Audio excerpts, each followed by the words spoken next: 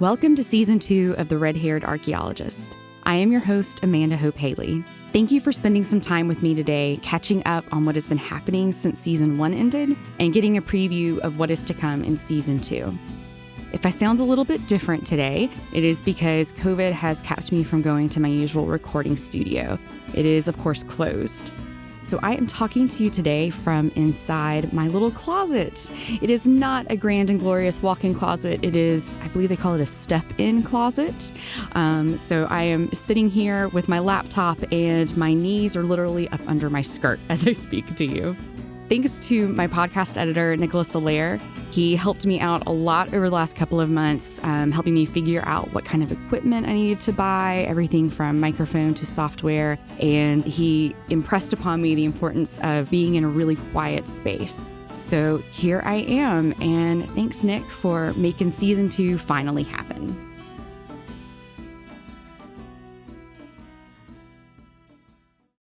When you last listened in, I was preparing to go to Israel to dig at a site called Tel Shimron, and that was in preparation for my new book, The Red-Haired Archaeologist Digs Israel. I am happy to report that all went well, and that the book is releasing on February 23rd. Things have changed quite a bit as far as the book is concerned since I last spoke with you. You may have noticed right off the bat that Season 2 is arriving much later than I expected it would. I know I promised you guys that I would be recording from Israel, talking to some of my friends who were there with me digging, and unfortunately, I was not physically able to do that. I'll talk a little bit more about the challenges of the dig when I get there, but I'm happy to be here with you now, and I've been going with the flow for the last 18 months, and I thought I'd tell you a little bit about how everything has evolved. Originally, the book was just going to be sort of what you expect from the title. I am a redhead. I studied archaeology, and I dug in Israel, most recently in the summer of 2019. And so when I set out to write this book, when I originally pitched it to the publisher, it was basically going to be a book looking at artifacts that are in Israel and explaining how they help to contextualize the Bible. And that alone would have been a great book. Honestly, there are a lot of books out there that already do that. And I would have put my own spin on it, of course, told stories the way that I do. I'm a bit of a narrative writer, I guess you would say. And all of that is still in there. Artifacts are, in fact, the foundation of the book. But I found out during my time in Israel, I was there for about 6 weeks, that there are a lot of metaphors that are just embedded in that title. And I ended up kind of running with those as well. Metaphorically speaking, redheads, I'm a red-haired archaeologist. And redheads, we historically have been outsiders to society. In the medieval times, redheads were often thought of as witches. They were literal outcasts to society. In some places, they would live outside of society. There's slang out there. People would say about a person who didn't quite fit in that maybe they were the, quote, redheaded stepchild. This isn't a new thing. Redheads not really fitting in. They're classic fish out of water. And I don't know if Disney had that in mind when he cast Ariel in the cartoon as a redhead, but I mean, she was literally a fish out of water for most of that cartoon. So she's a great personification, if you will, of a redhead. I found that that's kind of how I am in the archaeological world. I don't exactly fit in with the scholarly world because I don't have a PhD.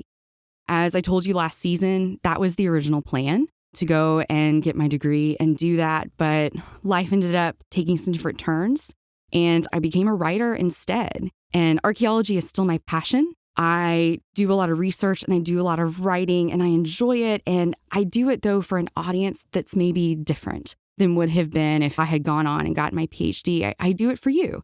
I do it for, the general population, anyone out there who loves history and loves the Bible and wants to learn more about how those two things work together, who wants good information, but maybe doesn't want to sit down and read, very technical reports. So I do my best to do that for you, to read the technical reports and then relay the information and hopefully share my love and my passion with the world. That's how I think of myself, as a metaphorical redhead archaeologist. Also, literally, the redhead archaeologist digs Israel. I certainly did go and dig in Israel. You can also think of dig in a lot of different ways. In the 1960s, of course, dig was slang. That is before my time. But I've watched enough, I guess, Happy Days and the Fonz and all that to understand that when you dig something, it's to, express an enjoyment of something, a love of something, a desire to get more involved with something. That's how I feel about archaeology and honestly about Israel as well. In this book, I metaphorically dig into the ancient and the modern history of Israel. I explore the struggles that the inhabitants of the land have had since the time of Abraham, all the way up until today.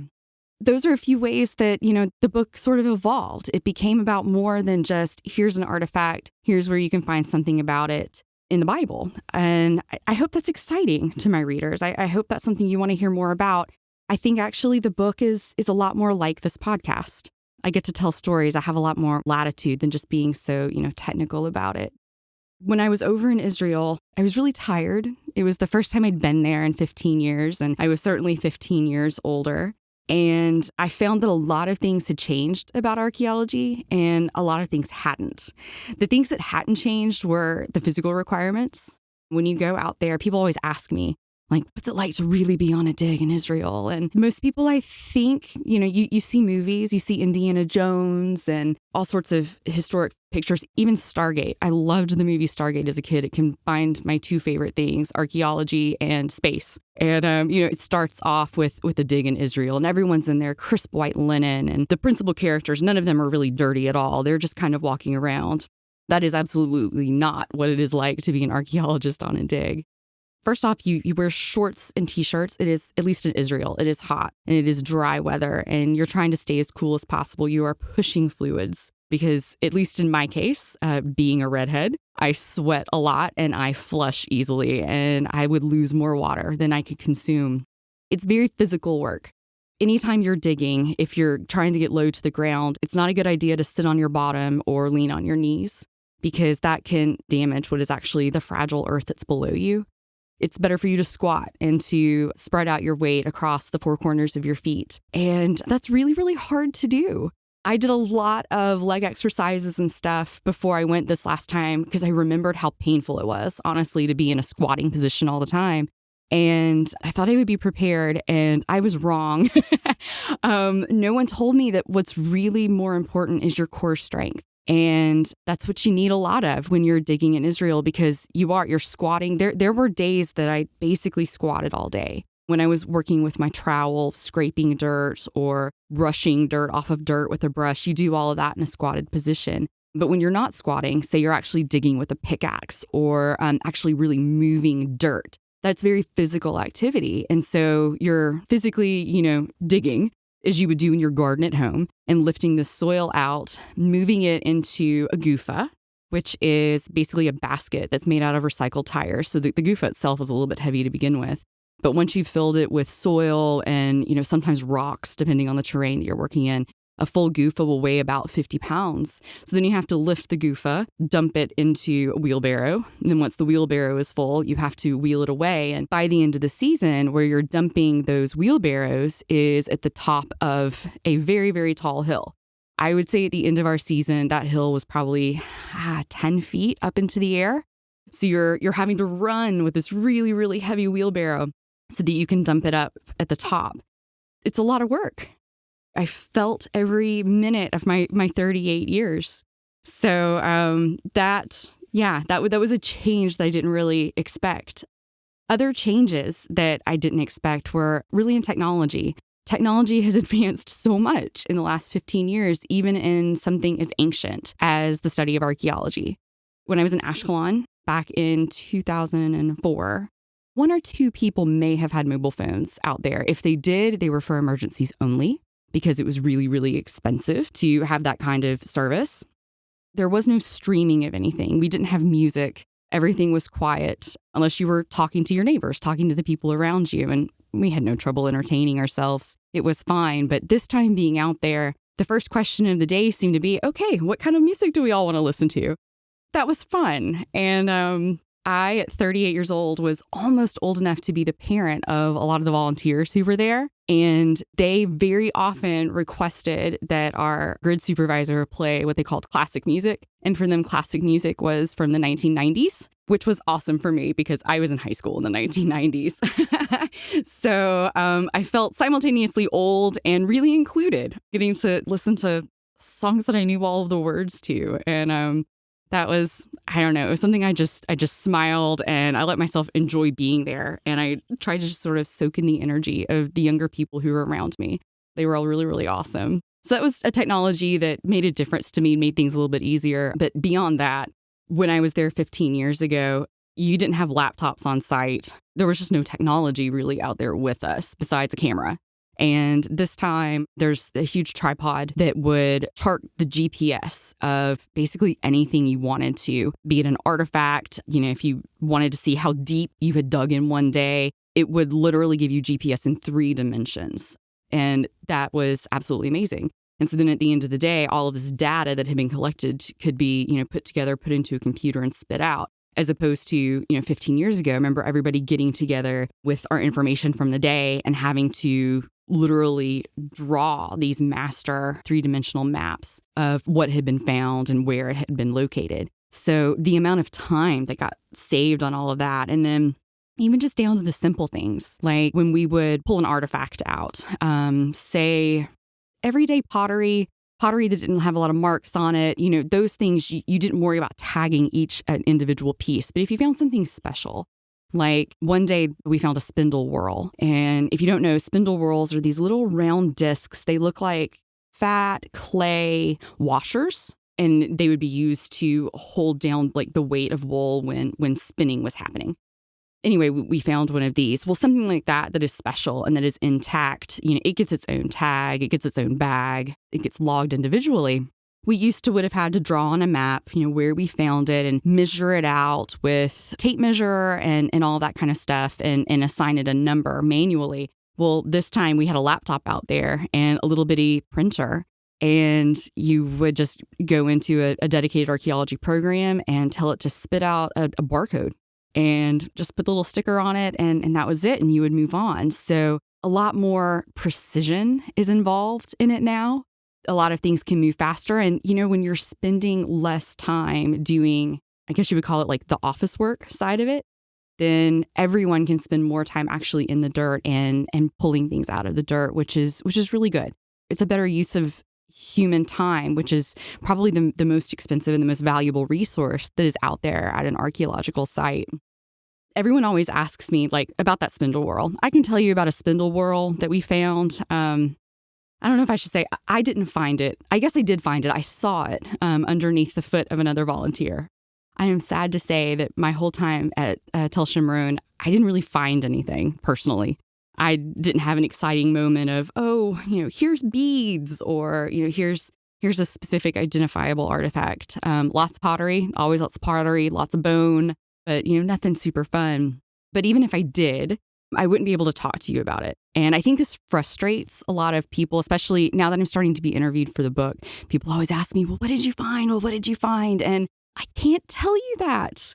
I personally didn't find anything, but even stuff that was found by the dig as a whole, by other people who were in my square or in my grid or at Tel Shimron, I can't and I won't share that with you because digs are incredibly expensive and a lot of resources go into them. And what comes out of the ground always belongs to the state of Israel, but it is the lead excavators, the dig directors, they and their universities have the right to publish what is found.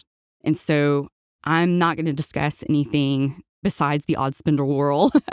I'm not going to discuss anything that comes out of the ground from Shimron until it has been published by somebody else. And then I would cite them. I think that's really important. They're the primary source. And maybe I can talk about some things later, but that's not my cat to let out of the bag, if you will. One of the other volunteers who was there, she was maybe a little bit older than me even. And we were sitting together at lunch talking one day, and she was leaving Shimron and going to a different site, I think Megiddo. She was going to another site to dig after this one was over with. And she was talking about her life back home and how this is how she spends her summers, coming out to Israel to dig at these various places. And she laughed and she said, archaeology is a very expensive hobby. And she meant it for her personally. And then she meant it just in the greater sense that archaeology is really expensive. but it's really important and I'm passionate about it. And I hope that you are too. Maybe that's why you're listening. I was talking to my friend that day. It may have been the last day of the dig. And while she was getting ready to go off to Masada, I was looking forward to actually going to a hotel for the first time that night. And I got one night of sleep in Tel Aviv. I was all by myself. It was, to me, the most luxurious, wonderful night of sleep I've ever had in my entire life after spending all that time digging. And then the next day, I picked up my family. So my husband and my parents ended up coming over to Israel, and none of them had ever been there before. We went on a 2-week tour of the country. So backing up a little bit, when I was in graduate school, I worked for a tour company. She did domestic tours of like New England, that area. But I learned how to create itineraries and, what some of the pitfalls are when you're traveling. And so I had spent weeks, maybe even months, several months ahead of time, preparing what our itinerary would be and booking our hotels. And when I could, even booking dinner reservations and making all sorts of plans so that our time over there would be efficient, both time-wise, so that we wouldn't be wasting time trying to, sit around and figure out, what do we want to do tomorrow? But also, you're more efficient with your money, I think, when you plan a trip that way. So I decided early on that I didn't want to join a big tour group. I thought that I wanted to see enough things that were off the beaten path that it would be a better idea just to rent a car for 2 weeks and book hotels. And that's what I did. So we would go to a city and stay there for 2 to 3 nights, and then each day take little day trips out around wherever the hotel was located. And on those days, we mostly visited archaeological sites. So we started off in ancient Philistia. So we went to Ashkelon and we didn't go to Gaza. Ashkelon's 10 kilometers north of Gaza. And I'll tell you a little bit more about that in future podcast episodes. We spent time, so we visited everything in the Philistine Pentapolis while we were staying right there on the Mediterranean. And then we went over to the Dead Sea. And so while we were there, we went to Masada and we actually went to, of course, the Dead Sea, did the bobbing as, you have to do, saw Qumran, that sort of thing. And so I sort of scheduled everything around the sites where we were staying. That made it easier, not having to pack up every single night and drive somewhere new every single day and unpack. And it just made it easier. But it was also harder on me because of the type of visa that I had. I was the only member of the family who was allowed to drive the vehicle. And so that meant for 2 weeks, I was the one driving everywhere. I am not a person who loves to drive. If I never had to drive a car again, that would be okay with me. I love mass transit. I would rather my husband drive anywhere. And truthfully, my husband would rather he drove everywhere too, because he was not comfortable being the passenger for 2 weeks. It was against both of our natures. And driving in a foreign country can be really challenging. We were lucky that the rules of the road in Israel aren't really that different from here in the U.S. The striping's a little bit different, but you figure it out immediately. They drive on the right side of the road. The steering wheel is in the left side of the car. Physical things that can be more challenging in other countries, we didn't really have to deal with there. But if you're like me, anytime I'm in a new car for the first time, there's always a bit of a learning curve. Just, how hard do you need to brake so that you don't throw the people in the back seat into the front seat? And, things like that, just getting used to the vehicle. And we learned right after I picked up my family from Tel Aviv airport, we learned that I had a massive blind spot in our car because basically the car was completely full of luggage. All the way up to the ceiling in the back because we were all there for 2 more weeks. So yeah, leaving the airport, I found I had a blind spot, nearly had a mishap. Everything was okay. And also just learned that Israeli driving culture is much more aggressive than most of what we see here in the U.S. Dave and I lived in Boston for a few years, and the Boston driving culture is closer to the Israeli culture. There's no such thing as leaving a safe distance. Cars will come over on you and assume that you're going to move out of the way, whether you intend to or not. And really the most challenging part for us was the way they do their roundabouts is you approach a roundabout and the lanes leading into it just kind of end. There's no indication of who's going to merge into who or anything like that. And so I had to learn to be a little more aggressive in my driving style, which was tough for me, but we got through it. The only major problem we had is the story that everyone wants me to tell. and that was in Nazareth. Right in the middle of our trip, my family, we were driving in downtown Nazareth, and we were trying to get to the church that is over the supposed place where Mary was born and raised. And our GPS, we were using GPS, as you do nowadays, and it kept telling me to turn down basically this alleyway. It was between these buildings were 3 and 4 stories tall. They were probably several hundred years old. And it was just very tight, and you could tell it wasn't a main road. I kept going past it, and I got caught in between 2 roundabouts. So, the GPS would be yelling at me to turn left, turn left. I didn't do it. I'd go through a roundabout. It would yell at me, turn right, turn right. I wouldn't do it. And, this went on for a couple of revolutions until finally my father perked up in the back seat and said, okay, go ahead. Let's do it. Let's give it a try. So I turned down this alleyway, and it was tight. It was tight for 2 cars to get by each other. And it kept getting tighter and tighter and tighter. And after a couple of turns, we came upon a resident who was just sitting on his front stoop. And I stopped, and he looked at me like, you're not supposed to be here. And he came over to the passenger side window, and we just kind of motioned to each other because, I don't speak Arabic, and he didn't speak English, I assume. But I could see the spire of the church we were trying to get to. So I kind of pointed up to it. And I was like, hey, we're trying to get to this church. And he looked up at it. I just sort of asked him in what I call international sign language, do I need to turn around and go back, or do I keep going this way? And he looked, and he nodded, and he motioned. He's like, yeah, keep going. So, okay. So we kept going because the local told us to. And everything got narrower and narrower, so narrow that we needed to flip in the side view mirrors on the car. We made another turn, and I could feel the tires rubbing up against a step over to our left. And then there appeared in front of us a column. And at some point in the last several hundred years, whoever lived in that building decided they wanted to do a second floor expansion. And they had put a post just right in the middle of the alleyway and built this, second story addition onto their property. We were physically stuck. It was so tight that I really couldn't back up. And this car I was driving had all sorts of technology in it. It will beep at you like if someone's in your blind spot, that kind of thing. And so the car's just constantly beeping at me because everything around us is so tight.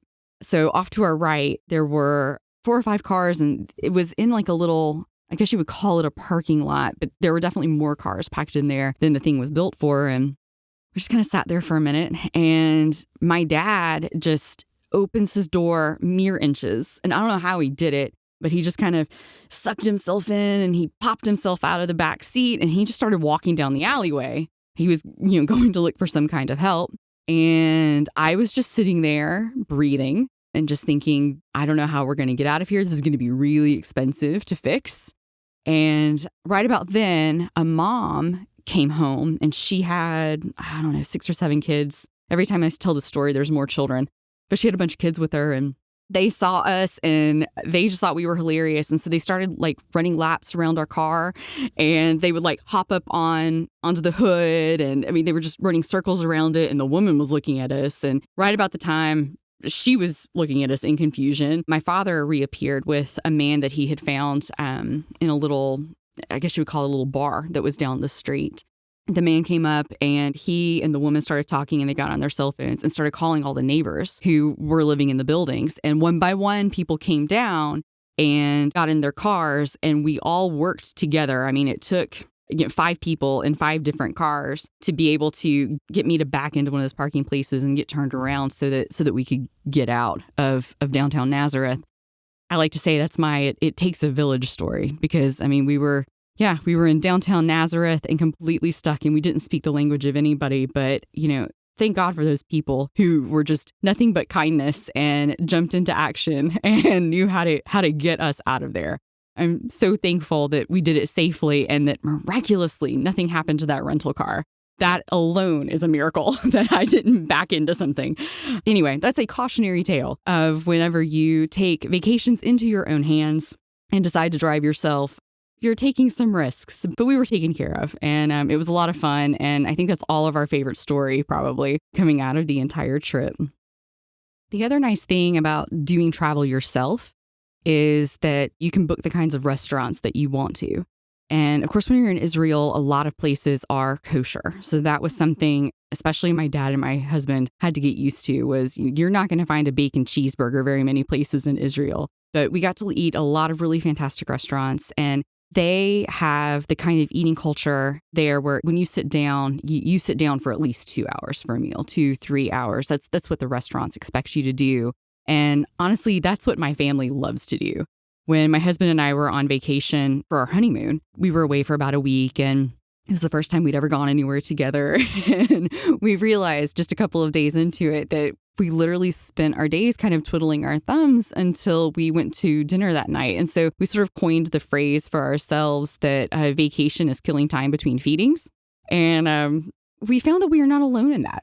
There's a lot of people in this world, I think, who feel that way. And when you're traveling especially, I love experiencing other cuisines from other cultures. But what's really awesome, especially when you have these long 2-hour meals, is we found we would always get to know our servers.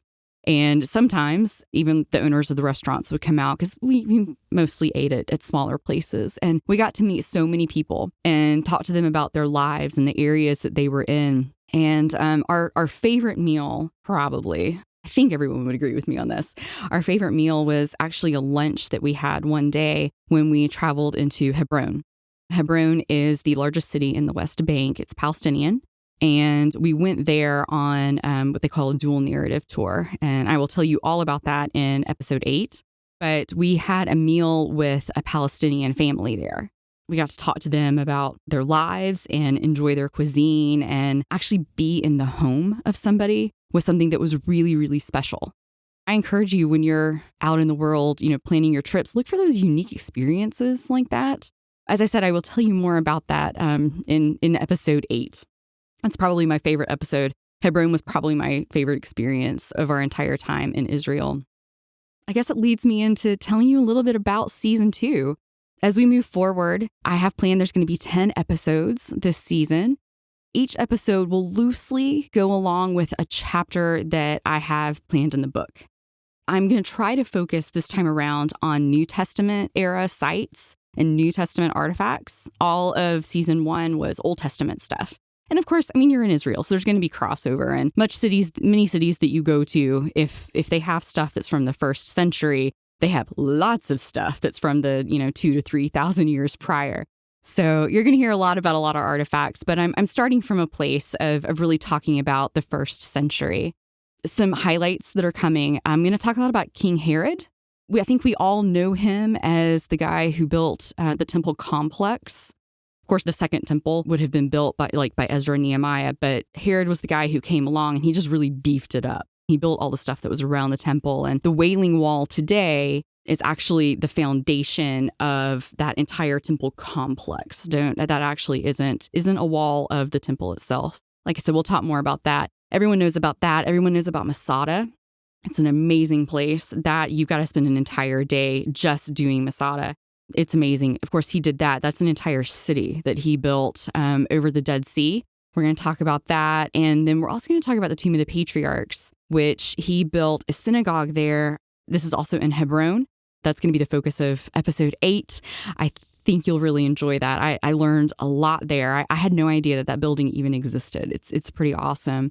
So we're going to talk about Herod. We're going to talk about the places where Jesus walked. We went to Magdala. We went to Nazareth. I'm going to talk a bit about Cana, Jesus turning water into wine. Cana didn't make it into the book, but we did head up into the Golan Heights and visit some vineyards up there and learn a lot about the viticulture up there, and also about the political history, the struggles, because that's right on the Syrian and Lebanese borders.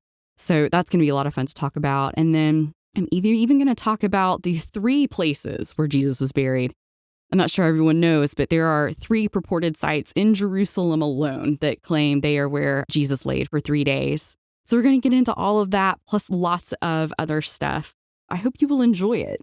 After you're finished listening to today's podcast, do me a favor and head over to my website. That is redhairedarchaeologist.com. There you can sign up to receive what I call the Red Haired Archaeologist's Journal. On the first Friday of each month, I send out an emailed newsletter. It has exclusive content, stuff that I write just for the newsletter, and I don't publish it anywhere else. You're not going to find it on social media. You're not going to find it in my blog. It is just in the newsletter, just for those subscribers. It's free, of course. Aside from the news, I'll even I'll caption news articles, things that have happened in the archaeological world. That's in there. I also give updates on what's going on with the Red-Haired Archaeologist and my other products. The new book, of course, is about to come out, but then I also have some children's books in the works and a few other pretty exciting things on the horizon. So the best way to keep up with all of that is to sign up for the newsletter.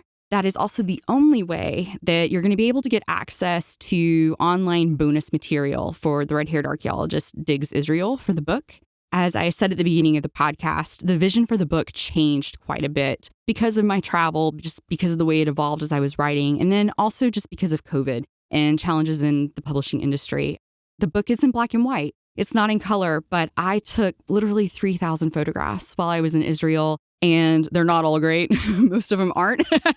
But about 200 or so of them really are. And I have created a special bonus materials section that you can access through my website, but you're going to need a password for it. So sign up for the newsletter and you will receive instructions for how to access that online bonus material.